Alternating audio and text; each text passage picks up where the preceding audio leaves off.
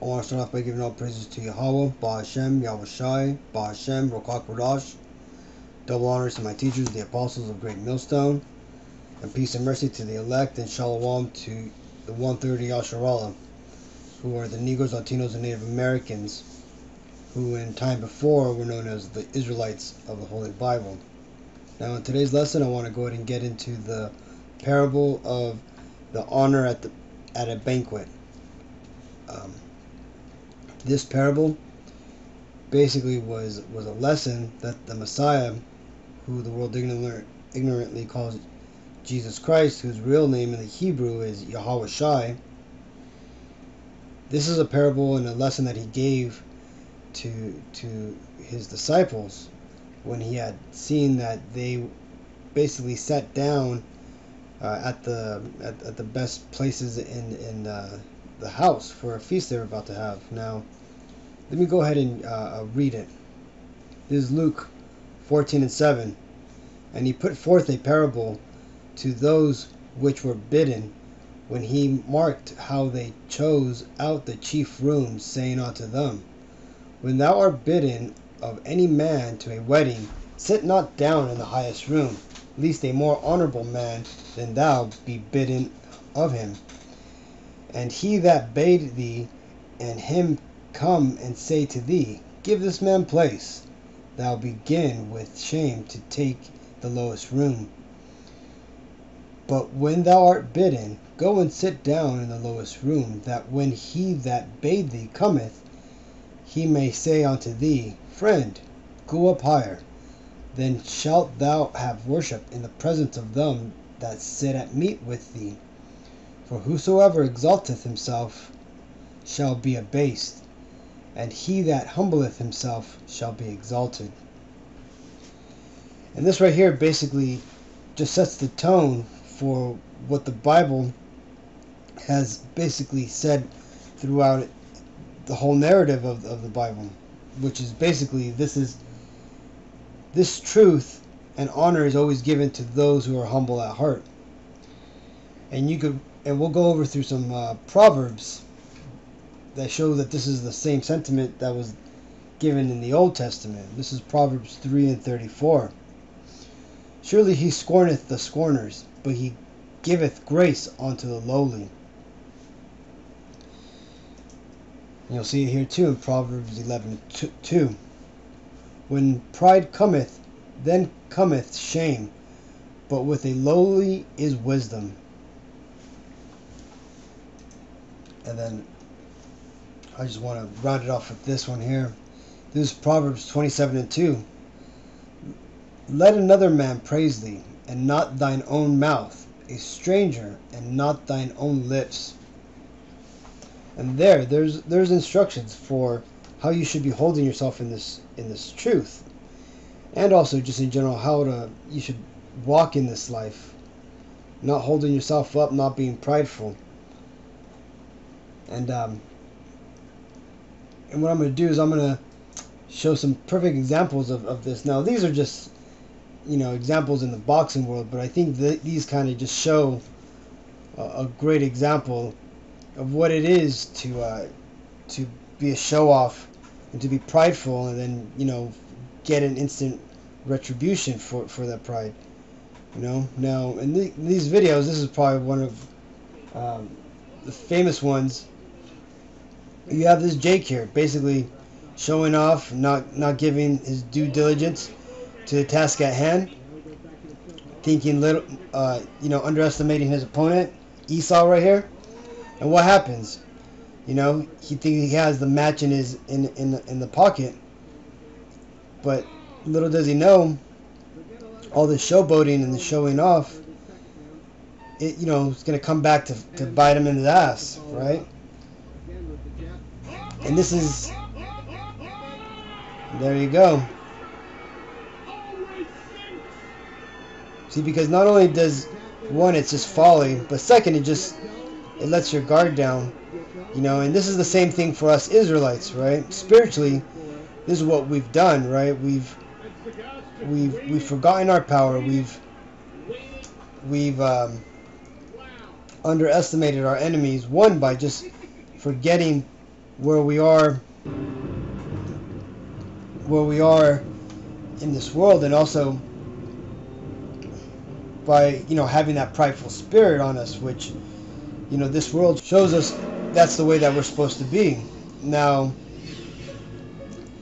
in that prideful spirit comes our downfall, right? Because what comes with that prideful spirit, right? It comes with us wasting our money on materialistic things, right? Just as in the parable when it says,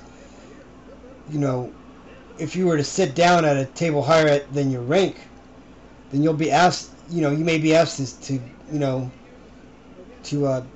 be humbled, and you'll be asked to move for somebody who's more praised, more honored than you, right? And what is that? What's the comparison to that in this real world here, or in our current world, right? That's you going out, buying, a $500,000 house when you only got a $30,000 yearly salary.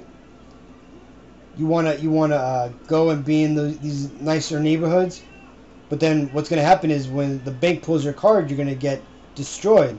Just like some of these fighters here, they had this haughty spirit on them, and but when in turn, I'm sure they, if they thought in their heart that they've trained hard and everything, but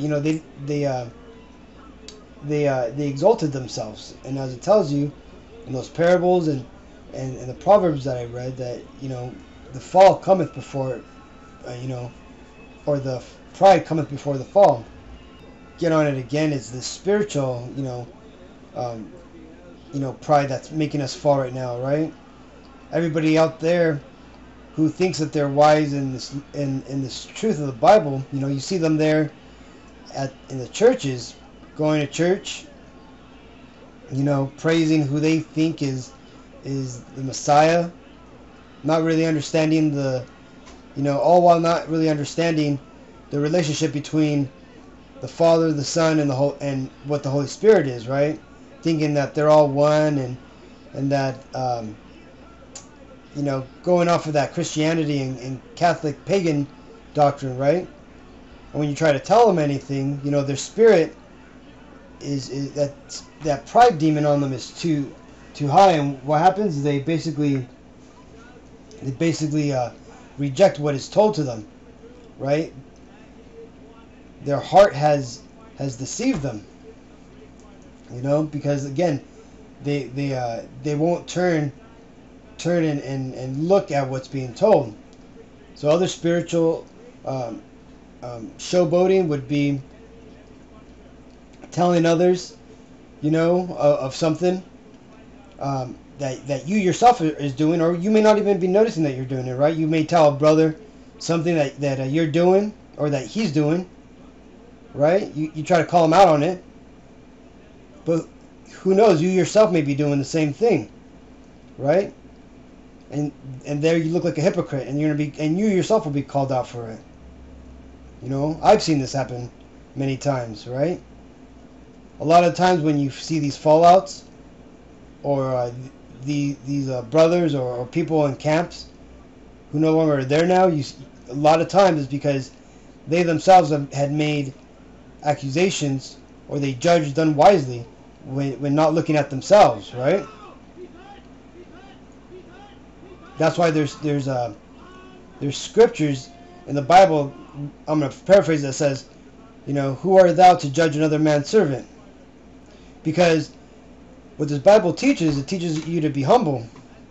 Something that this guy here, this fighter, wasn't humble. That's what's going to end up happening to you and stuff spiritually. I want to go ahead and finish this lesson off with this bit of advice. The Apostle James. This is James 4:6. But he giveth more grace, wherefore he saith, God resisteth the proud, but giveth grace unto the humble. Submit yourselves, therefore, to God. Resist the devil, and he will flee from you. Draw nigh to God, and he will draw nigh to you. Cleanse your hands, ye sinners, and purify your hearts, ye double-minded. Be afflicted, and mourn, and weep. Let your laughter be turned to mourning, and your joy to heaviness. Humble yourselves in the sight of the Lord, and he shall lift you up.